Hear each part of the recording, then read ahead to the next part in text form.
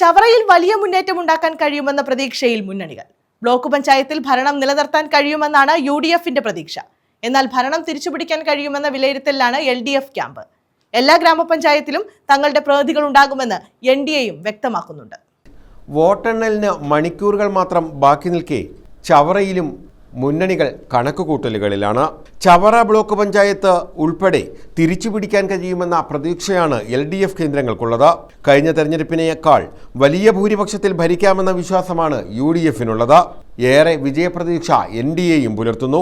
കഴിഞ്ഞ തെരഞ്ഞെടുപ്പിൽ ചവറ ബ്ലോക്ക് പഞ്ചായത്തിലെ തേവലക്കര, ചവറ തെക്കുംഭാഗം, പന്മന, ചവറ എന്നിവിടങ്ങളിൽ UDF ഭരണമേറ്റെടുത്തപ്പോൾ നീണ്ടകരയിൽ മാത്രമാണ് LDFന് പിടിച്ചു നിൽക്കാനായത്.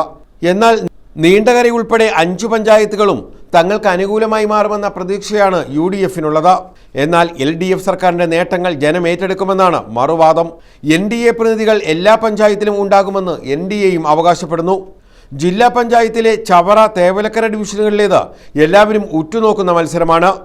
DCC vice president R Arunraj, CPI ജില്ലാ പ്രതിനിധി ഐ ശുഹാബ്, NDAയുടെ R രാജീവ് കൃഷ്ണൻ എന്നിവരാണ് സ്ഥാനാർത്ഥികൾ.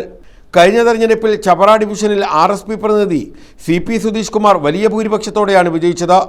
ഇതേസമയം തേവലക്കര ഡിവിഷൻ LDFനൊപ്പമായിരുന്നു. 2 ഡിവിഷനുകളും തങ്ങൾക്ക് ലഭിക്കുമെന്നാണ് UDFും LDFും പറയുന്നത്. News bureau.